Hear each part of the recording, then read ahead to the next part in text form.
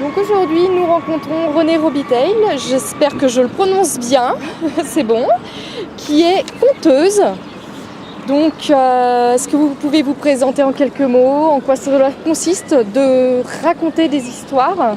Oui, en fait, ça fait une vingtaine d'années que je pratique ce métier-là.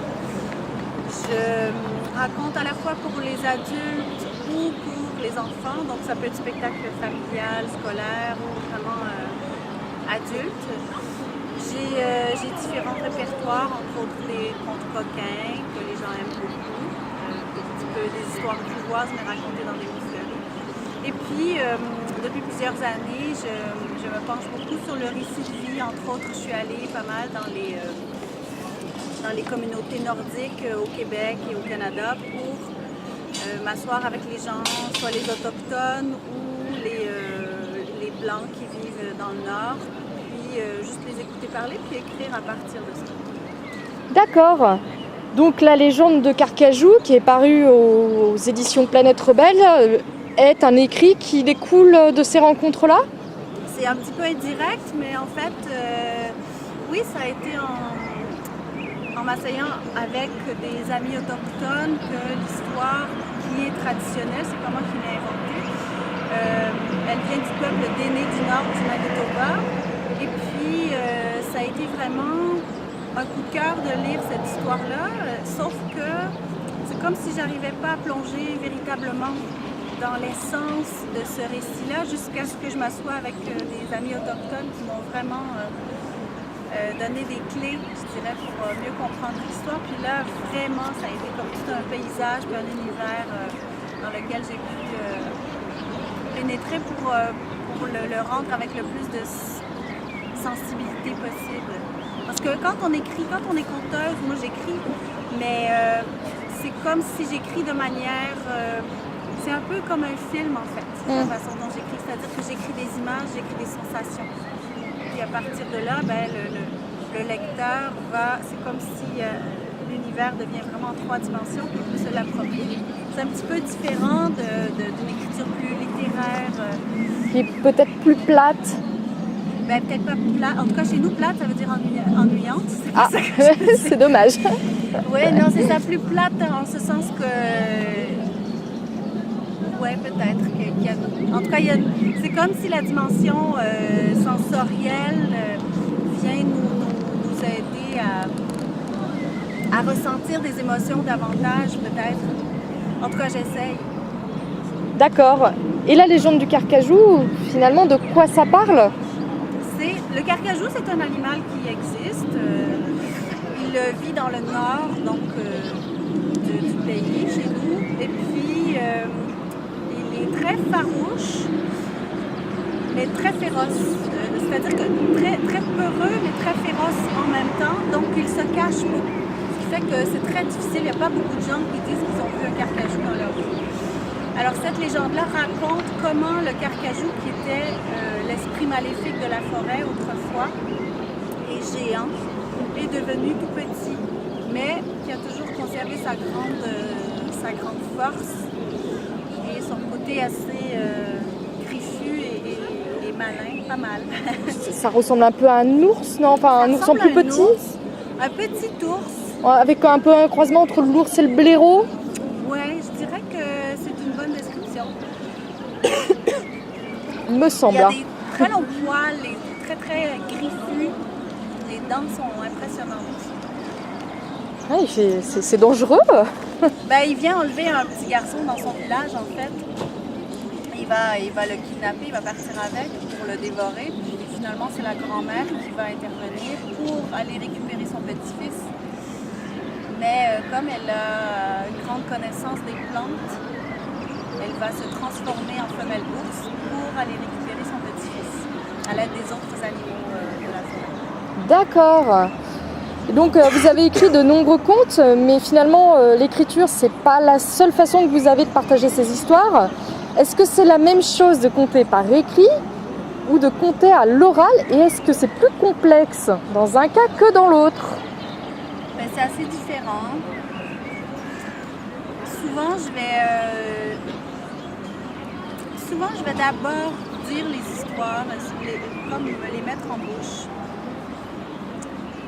Puis c'est comme par après que j'arrive à écrire quelque chose qui est plus puissant pour moi, alors que si je démarre par l'écriture, on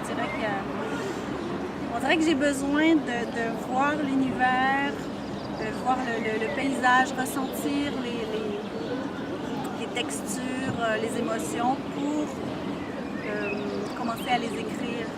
Donc c'est peut-être là la différence en fait. D'accord. Mais il y en a, vous préférez finalement conter à l'oral ou à l'écrit plus C'est pas le même plaisir peut-être? Ben, les deux, mais c'est très complémentaire en fait.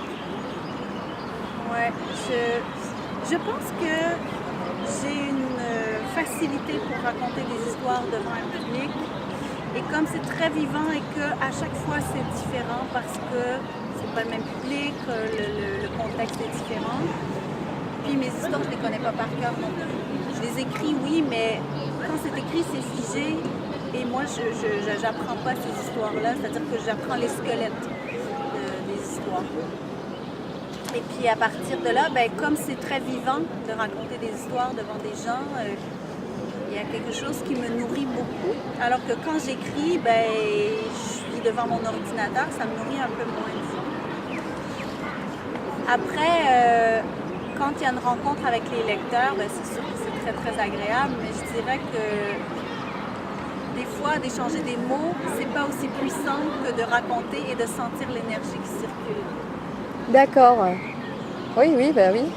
Et finalement, au niveau des inspirations, alors ça va être beaucoup les légendes qui se racontent au coin du feu, autour de vous, mais est-ce qu'il y a aussi, est-ce que vous en avez d'autres, des échanges avec des lecteurs, avec le public ou d'autres auteurs, d'autres...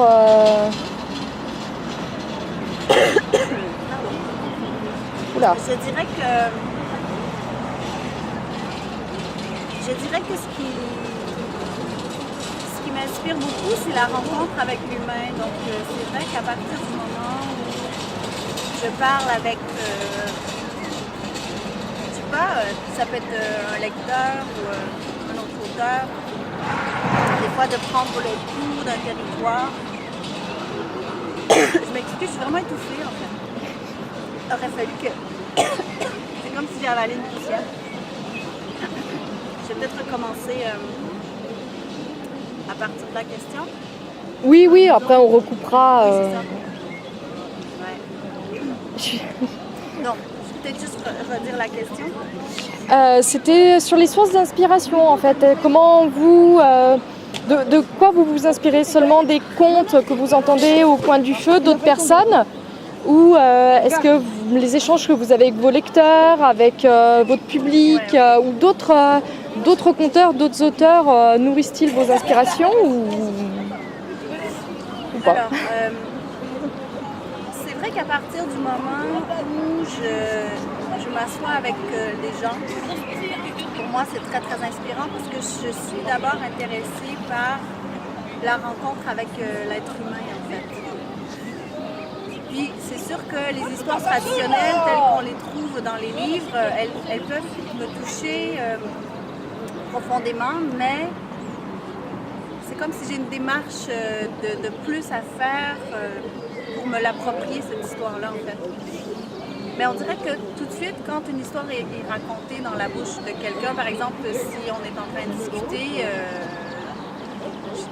c'est comme si j'ai accès tout de suite aux émotions, au côté vivant de l'histoire que la personne est en train de me raconter.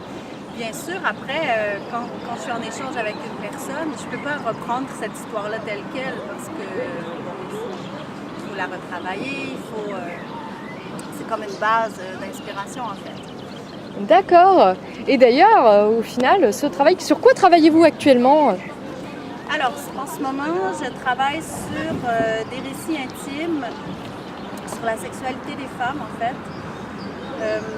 J'ai rencontré plusieurs femmes d'origines différentes et d'âges différents pour qu'elles me racontent un petit peu leur parcours féminin, intime.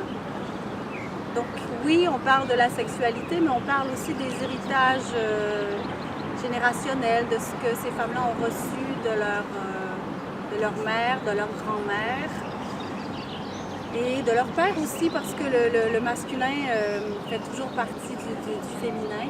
Donc ça sera plutôt un spectacle pour adultes évidemment, très lumineux, très touchant.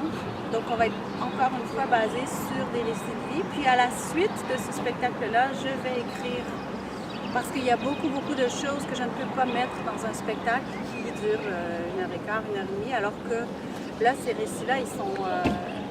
c'est vraiment des portraits féminins intimes, donc c'est très... Il y a énormément de choses.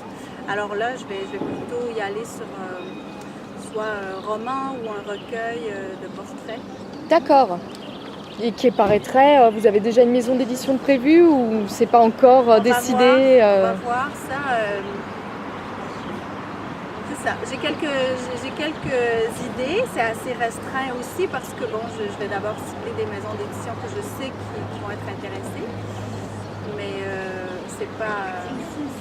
C'est ça. J'ai pas de contrat encore de signer, puis j'ai pas d'engagement, disons. Là, je me laisse la liberté. Et après, qui même me suivent. D'accord.